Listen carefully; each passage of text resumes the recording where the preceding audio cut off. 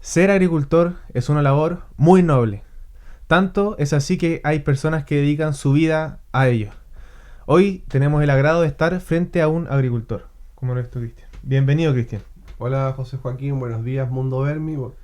Bueno, aquí una vez más en esta instancia que nos da la oportunidad de dar a conocer los años de experiencia que uno tiene y de aprendizaje en el área agrícola. Así que para mí es un honor poder comunicar eso que he ido aprendiendo a lo largo de tantos años de trabajo y de sacrificio en terreno. Bueno, hoy me gustaría hablar acerca de la agricultura ya de lleno, como tal. Ujú. Podríamos hablar de la gestión quizás primero, o si quieres, qué es lo que se debe trabajar, qué es lo más importante para un agricultor. Así que vamos por partes. Bueno, hablamos la vez anterior acerca de las personas que recién comenzaban a trabajar en la agricultura y empezamos a comenzar a hablar de el mejoramiento, definición de los espacios, de los caminos, las áreas de caseta, de riego, el área de matriz, del transporte del agua, de la energía eléctrica, cómo transportarla, las postaciones.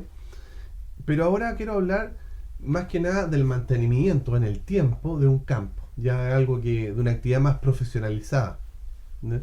Y ahí es donde tenemos que hacer hincapié en varias cosas, ¿no? Lo principal en un campo es tener la fuente del agua, ¿ya? Tener el agua disponible. Ahí hay que preocuparse si hay napas freáticas, hacer pozos profundos o tener esto en base de acumulación. O ambos, en base de acumulación de agua y pozos profundos. El agua es fundamental. Una vez que tenemos asegurado de alguna manera el agua, lo que tenemos que tener asegurado después y dedicarnos a trabajar constantemente es el suelo, que es la base de toda la agricultura. El suelo es el que sustenta, el primer metro de suelo, el que sustenta todos los cultivos, ¿ya? Ahí se produce la agricultura. Y es el que está más erosionado por temas climáticos, lluvia, golpes de sol, helada, viento. Entonces el suelo está más expuesto a un montón de situaciones climáticas y también humanas, antropológicas, porque el ser humano también lo maltrata, quema indiscriminada a veces que ocurren, o además el exceso de fertilizantes químicos ha hecho que los suelos se empiecen a deteriorar año tras año. Entonces, si identificamos que la labor más importante dentro de la agricultura, primero, es tener el agua disponible, y segundo, es preocuparse del suelo, entonces nuestro manejo permanente en el tiempo tendrán que ser manejos de suelo. La utilización de malezas, lo que nosotros llamamos maleza, a veces hay muchas hierbas que son benéficas para el ser humano, que son hierbas que son medicinales, dentro de lo que hoy día comúnmente se le llama maleza. Bueno, generalmente yo recomiendo trabajarlas naturalmente, no ocupar herbicidas, ¿ya? Ningún tipo de herbicida, sino que manejarlas por desbrozadora. Permitir que el pasto en ciertas áreas que no esté involucrando la planta crezca harto, crezca a una buena altura, y ese pasto después bajarlo con alguna echona o desbrozadora o algún tipo de maquinaria de tractor que ralee un poco el suelo o que lo vaya cortando el pasto, lo que permite que eso se vaya incorporando, esa materia orgánica se vaya incorporando al suelo, porque esa materia orgánica es muy rica en nutrientes, ¿ya? La maduración de ese pasto o hierba, ¿ya? Aporta nutrientes al suelo, lo renueva. Cuando uno tiene un cultivo, cualquier tipo de cultivo, y extrae frutos, o si tengo hortalizas, sean verduras, sean frutas, siempre yo estoy sacándole al suelo nutrientes y minerales. Estoy sacándole minerales y estoy sacando nutrientes permanentemente al suelo, ¿ya? Y tengo que reponerlo. Porque si yo extraigo nutrientes del suelo y no los repongo, no va a tener capacidad de reposición ese suelo para poder administrar nutrientes nuevamente a las plantas que vienen o a las raíces de los cultivos que van a haber allí en ese suelo.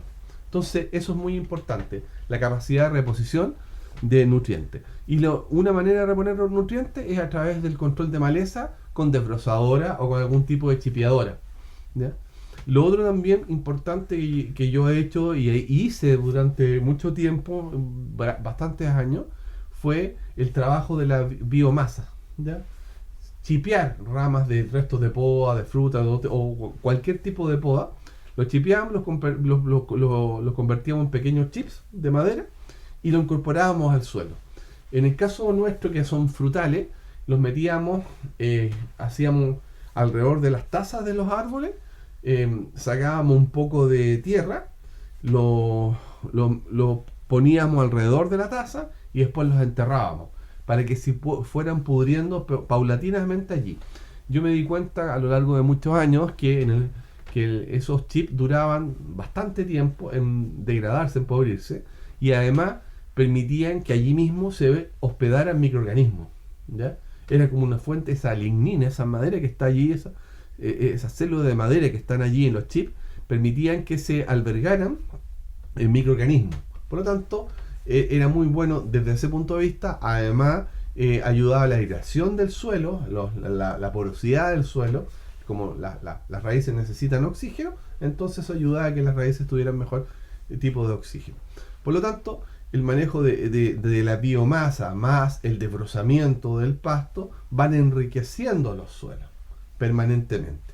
Y a su vez uno también puede enriquecerlos más capturando microorganismos alrededor del mismo suelo, reproduciéndolos después en pequeños tambores, ya son los biodigestores. O sea, se trabajan durante un tiempo y después se reproducen y después se incorporan nuevamente, se incorpora al suelo. Eso es lo que se llama hoy día agricultura regenerativa. Uno está constantemente dando la vuelta con los elementos que va produciendo el mismo suelo, el mismo campo a su alrededor. Esto hay que sumarlo también con la nutrición natural que nosotros incorporamos con Vermi y la aplicamos por 3 vías, ¿no es cierto? La endoterapia vegetal, la aplicación foliar y la aplicación por fertirrigación. Ya, eso ya enriquece mucho más todos los procesos anteriores. Entonces es un cúmulo, ya concatenado de procesos que se van gestando paulatinamente en el tiempo, año tras año. El resultado de eso son suelos muy fértiles, muy aireados, son suelos muy esponjosos. Uno después camina, suelos que antes eran muy compactos, porque son suelos degradados, ya compactados, después se vuelven suelos esponjosos, muy ricos en materia orgánica, y cambia el color, se vuelven de un color mucho más oscuro, no blanquecino, así como muy blanco, no, oscuro. Y eso da cuenta de que allí hay una riqueza, incluso en el olor de ese suelo se siente como olor a bosque. Y eso da cuenta de que la riqueza microbiana allí es muy alta, ¿ya? Porque nos hemos ido preocupando permanentemente y paulatinamente, ir trabajando con distintas herramientas, cosa de ir enriqueciendo. Yo creo que esas prácticas en el suelo tienen que ser constantes en el tiempo, ¿ya? Eso desde el punto de vista funcional, desde lo más importante que es en un campo, el suelo. Y después también el riego, el tipo de riego que uno va a realizar allí.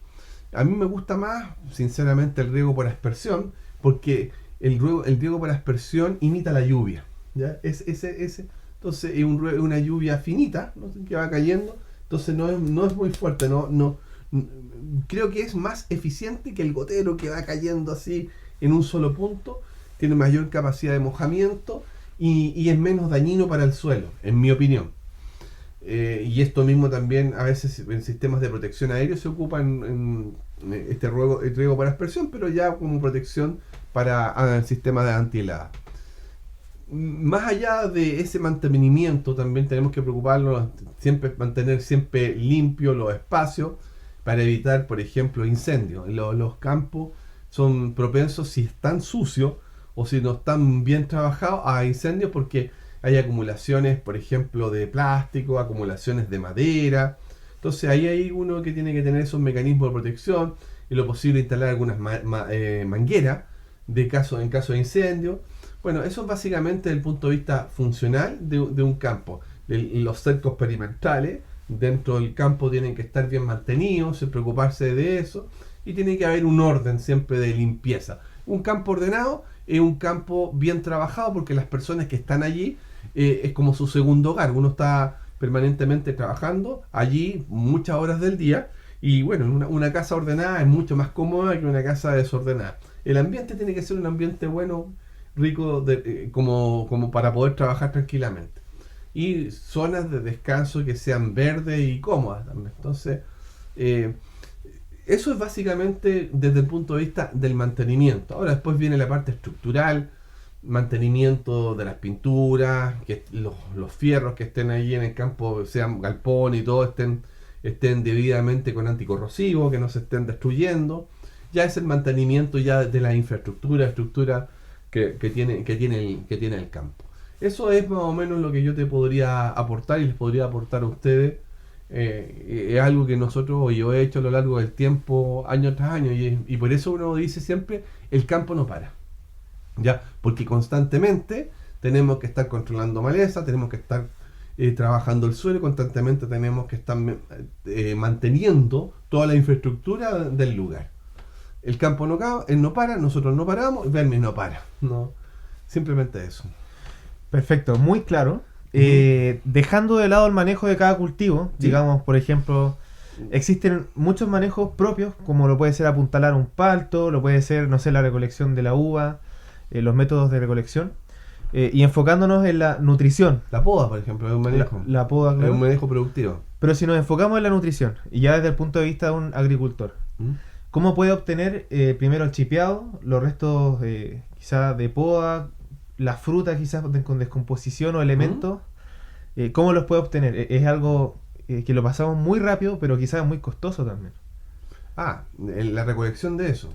Claro, Bueno, primeramente, incorporar la materia orgánica. es que ahí hay que hacer dos distinciones. Una, los elementos de desecho que sacamos del propio campo, ¿ya? Muy bueno, sí. ¿Ya? Y lo otro, los elementos de desecho que nosotros podemos comprar o recolectar en otros campos o en otros lugares. ¿Ya? Eso hay que tenerlo presente. Ahora, lo que es más costoso, si no lo tenemos mecanizado, si tenemos pocas máquinas, son el costo de hora hombre.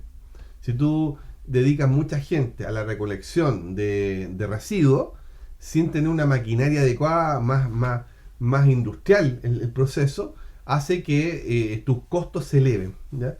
Entonces, yo siempre recuerdo en el caso de mucha gente que antes aplicaba los guanos a los campos, sobre todo antes de plantar hortalizas, y se ocupaban muchas horas hombre con carretillas, se llegaban muchas carretillas. Hoy día se ocupa un tractor, ya, y una máquina especial para tirar guano, que tú en la medida que vas avanzando lo vas tirando para los dos lados, automáticamente. Una sola persona con el tractor va tirando los guanos para un lado o para otro. En el caso mío, yo hace muchos años dejé el tema de los guanos porque lo ocupamos Vermis, reemplazamos los guanos y toda la enmienda orgánica con Vermis, que es mucho más eficiente. Nos dimos cuenta que es mucho más eficiente, mucho más preciso, menos invasivo. Generalmente los guanos tienen muchas sales, entonces terminan subiéndote la conductividad eléctrica en el suelo, y eso hace que la absorción de nutrientes sea deficiente. Entonces se produce un desbalance de los suelos y de la nutrición de las plantas. Entonces tampoco es muy eficiente, aunque es muy ancestral, pero no tan eficiente el tema de uso de los guanos. Y hay algunos guanos que son muy frescos y que tienen elementos patógenos. Entonces, pero en cuanto a la mecanización, es muy importante ocupar tecnología y mecanizar todo el campo para poder ocupar elementos de la naturaleza. Por ejemplo, antes el tema de las chipeadoras, tú tenías que ocupar muchas horas hombre para recolectar ramas. Hoy en día es una máquina te recolecta las ramas, la tira una chipeadora automática, que la eleva con una wincha después el material chipeado, y después lo deja a un receptáculo automático también. Queda todo con una sola persona. O sea, la tecnología que hoy día existe no existía hace 15, 20 años atrás, y es muy eficiente. O sea, se ocupa muy pocas personas. Entonces, ¿por qué el tema de las personas? Porque son caras. O sea, la mano de obra cada día es más cara en los campos. Hay menos disponibilidad de gente, y eso ha hecho que se haya tenido que implementar mucha maquinaria en la área agrícola para suplir esas deficiencias. Así que es más o menos lo que yo te podría contar. Bueno, con esto ya está claro que no basta solamente con tener una materia orgánica No. y es necesario adquirirle fertilizante y a su vez tampoco basta con echarle fertilizante y no tener materia orgánica, ¿no es cierto? O a echarle fertilizante, ¿cómo que te refieres tú? No basta con tener una buena estructura de suelo ¿No? y echarle fertilizante y tampoco basta con echarle fertilizante y no tener estructura de suelo. No, Tienen que ir juntas. El tema, primero, los fertilizantes, sacarse de lo químico. O sea, cuando hablamos de fertilizantes, hablemos de los fertilizantes naturales, como vermis. Claro. ¿Ya? Eso. Y lo segundo, obviamente que tiene que darse una mixtura de cosas entre lo que es el manejo, la tecnología y la eficiencia del uso de la misma. Y los recursos y las horas empleadas. Son muchas cosas que hay que tener ahí muy presentes y ser muy preciso, porque si no los costos se te elevan y entonces la actividad se eleva los costos y por eso existe el mito que los productos más naturales son muy caros. Si los manejamos bien, sin alta tecnología, es caro, evidentemente son muy caros y eso hace que a la larga sean inviables. Muchos proyectos con productos naturales se vuelven inviables por el costo, tema de costo. Y para bajar los costos tengo que incorporar mayor tecnología. Y por eso siempre decimos, bueno, este mundo vermis incorpora la tradición de la agrícola del pasado, pero con la tecnología del presente para proyectarnos al futuro. Eso es lo que hacemos nosotros, pero tenemos que tener presente mucho que la tecnología tiene que ser nuestra aliada en este manejo agrícola o en esta agricultura del futuro, en la que queremos incorporar a la familia, la vuelta a la familia, a la agricultura, a la familia agrícola, papá, mamá y muchos niños, que estén allí presentes en la actividad agrícola desarrollando, requiere una alta tecnología. O sea, hoy día sin tecnología no hay futuro. No hay futuro agrícola porque pensemos los mismos pozos profundos. Hoy día cuesta más extraer el agua, los mismos acumuladores con estanques, se requieren maquinarias, se requieren hacer proyectos ingenieriles, acumuladores bien diseñados, los cálculos de cuánto tú vas a ocupar durante el día.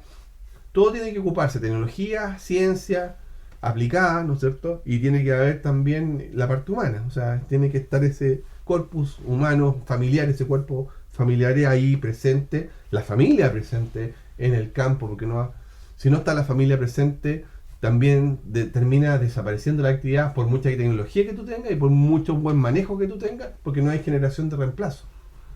O suplir áreas que hoy día son necesarias hacerlas, por ejemplo, el área fotométrica, donde hoy día se puede ver satelitalmente si un predio tiene la nutrición adecuada o no. O sea, hoy día por imagen fotométrica, uno ve si el predio está bien nutrido o no. Bueno, hablando acerca del manejo, sí. Cuando el agricultor quiere incorporar una fertilización, ¿sí? ¿Cómo puede medir si un fertilizante es bueno o es malo? Por los efectos. El Evangelio dice, el árbol bueno se mide por sus frutos. ¿Ya? ¿Y cuándo sé cuando un efecto es bueno? Es porque primero estimula las raíces. La vida del árbol, la vida de la planta, está en las raíces. ¿Ya? Eso es un patrón común en la agricultura. Raíces sanas, bien blancas y abundancia de raíces, significa que la nutrición es óptima. ¿Ya? Y la consecuencia de raíces sanas es que el follaje, en este caso las hojas, ¿no es cierto?, los brotes de la planta, se dan de una manera mucho más grande y de buen color, ¿ya? De un color donde dé cuenta que la actividad fotosintética, mientras más verde, más oscuro verde, su actividad fotosintética va a ser mucho más perfecta. Y por ende la transformación del dióxido de carbono en oxígeno va a ser mucho más eficiente. Vaya a estar haciendo, entonces, trabajando para la huella de carbono, por ejemplo. Entonces, en el color, en el follaje, en el brote y en las raíces se ven los resultados. No hay otra manera de verlo. Ya, bueno, y existe otra manera de verlo, pero ya más tecnológica, que son los análisis de suelo de laboratorio, que rubricas de alguna manera lo que ya está allí presente visiblemente. Solamente se ratifica lo que ya está allí presente externamente y es percibido por los sentidos humanos. ¿Ya? Así que sí, o sea, el análisis de laboratorio sí da cuenta de la calidad de los suelos. ¿ya? Y también después, si quieres ser más preciso, puedes ver y con reglas minimétricas el tamaño de las hojas, medirlas, el ancho, el largo, ¿no es cierto? El grosor. Eso también es importante. Si quieres hacer una agricultura así demasiado precisa, con informes, con mediciones muy, muy específicas. Hoy día hay sensores que se ponen, hoy día nanosensores con la nanotecnología, que se ponen en los troncos de los árboles, en la hoja, que te mide hasta la clorofila. ¿Ya? Y pasa un software que interpreta los datos, los va analizando, o sea, en tecnología hay mucho. Y por eso una sola persona, por eso tiene que trabajar una familia en un campo, porque uno solo no puede hacerlo todo. Y tampoco dan las ganancias para pagarle a una serie de profesionales que vaya interpretando los datos, porque son muchas las variantes que están ahí en juego. Ahora, ¿qué nos juega en contra de la tecnología? Es que cuando yo tengo muchos datos, entonces, ¿quién interpreta los datos? ¿Quién los procesa los datos? ¿Quién hace los análisis de información de los mismos? Requiero siempre gente un poco más especializada, más mano de obra más calificada, gente más técnica en el área de informática, por ejemplo. Y ahí se empieza a complicar, porque una persona no va a trabajar por lo mínimo en el área de informática, sino el sueldo va a ser acorde a su función y a su actividad profesional, entonces los costos ahí se van elevando. ¿Te fijas? Entonces, hay un dicho que lo óptimo es o sea, que lo mejor es el enemigo de lo óptimo, y no es así. O sea, si nosotros queremos trabajar, perfeccionar a última instancia todo, bueno, finalmente nos termina jugando en contra, porque es imposible, o sea, es demasiado los costos y demasiada la ultra precisión. Pero sí tenemos que trabajar una agricultura profesional, con datos, interpretación de los datos y corroboración de los mismos in situ. O sea, no solamente interpreto en un computador, sino que voy corroborando en las plantas mismas. Y evidentemente hoy día tenemos las estaciones meteorológicas, las imágenes satelitales. Hay que ocupar eso. Hay que saber ocuparlo o saberse asesorar. ¿Ya? Esa es la agricultura que hoy día es la que lidera esto. Entonces, los campos deben transformarse, a mi juicio, en pequeños centros de investigación. Y el mismo agricultor, con su equipo de gente que trabaje con él, por eso es importante que, reitero, la familia. Yo no veo otra manera para que rentabilice esto, sino porque si tú contratas personas externas te va a salir mucho más caro. Tenemos que trabajar un equipo de trabajo que vaya interpretando los datos y vaya optimizando todos estos procesos que se van realizando permanentemente, y esto es muy dinámico, en los campos muy dinámico. Siempre si va a helar, por ejemplo, y trabajamos datos de una estación meteorológica, si tenemos que hacer bien programado con un timing bien preciso el tema de la temperatura, en caso de que tengamos control de helada, etcétera. Cuánto tiempo tenemos que utilizar el control de helada, todo eso tenemos que programarlo bien. Incluso la eficiencia hoy día en el costo energético, también tenemos que hacer estudios ingenieriles para tener un costo energético mucho más bajo. Entonces hoy día podemos manejar eso según las tarifas que nosotros tengamos contratadas en los centros de distribución de energía eléctrica. Va a depender cómo manejamos esa energía y cómo bajamos los costos. O sea, el tema agrícola es muy dinámico y hay son las variantes que están en juego, y todos podemos corroborar y profesionalizar. Por esto es muy apasionante. El campo no para y nosotros tampoco tenemos que parar. Entonces tenemos que tener la mejor gente en los campos, gente muy proactiva, profesional, muy dinámica en su quehacer, que interprete rápido los datos, incluso en el área de comercialización, que hagan análisis de mercado cuando va subiendo los productos, cuando hay que venderlo, cuando hay que cosechar más rápido, cómo podemos postergar cosecha, cómo podemos manejar de alguna manera los precios. Si yo manejo de cierto modo cuando cosecho, o en los boom de cosecha, o cuando hay escasez, eso va a determinar si rentabilizo mejor mis cultivos, mi siembra, por ejemplo. Entonces, me vas a preguntar tú, oye, pero eso lo puede hacer un pequeño campesino en pequeña escala. Si tiene una familia que lo apoye, podría hacerlo. En pequeña escala, ya.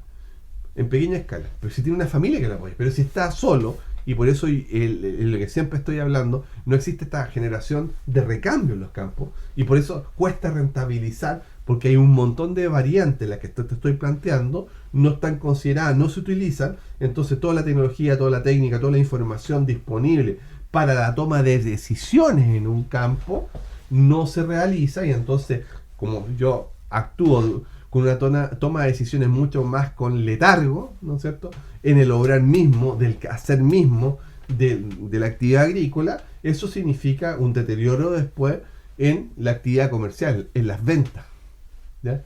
Entonces estamos hablando de otro tipo de agricultura, muy diferente, más proactiva, muy dinámica, muy calculista, pero también natural, que respete el medio ambiente, pero que ocupe lo tecnológico y sepa interpretar lo tecnológico y sepa desarrollarse junto con lo tecnológico, pero también en la toma de decisiones para poder manejar la comercialización de los productos, que al final lo que manda en el negocio total es como yo rentabilizo en la venta de mis productos.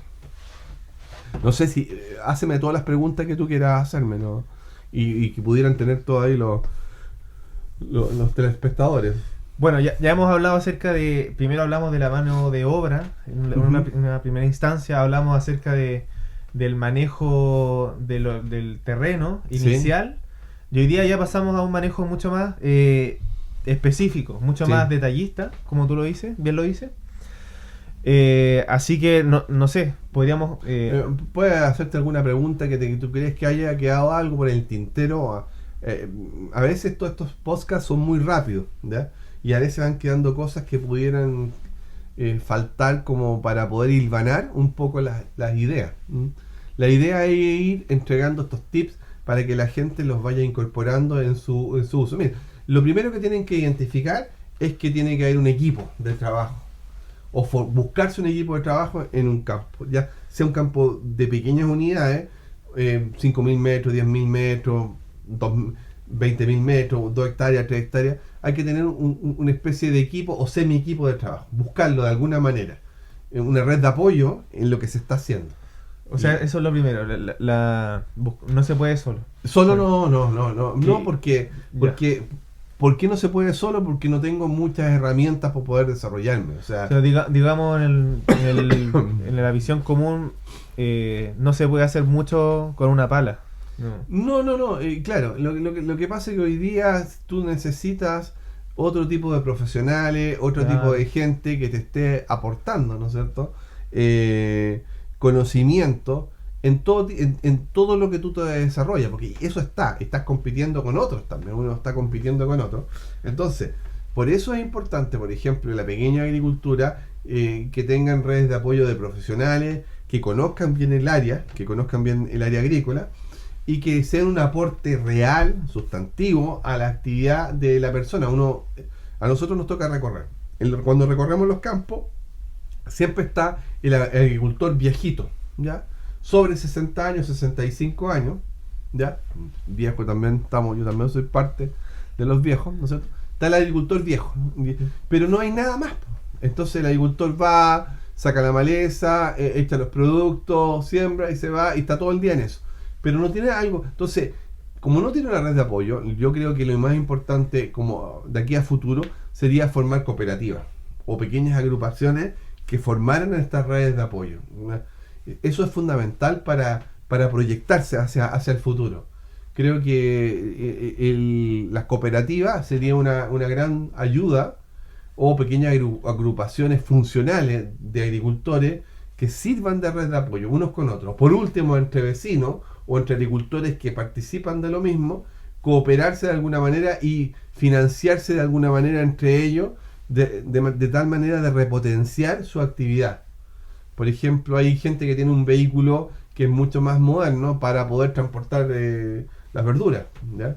Hay gente que no tiene la capacidad para comprarse un vehículo más moderno y pasa en pana. Entonces, tú te apoyas con tu vecino y tu vecino te apoya con su vehículo y te puede transportar a lugares más lejanos que tal vez pudieras optar a mejores precios que los lugares más cercanos donde tú pudieras vender tus productos.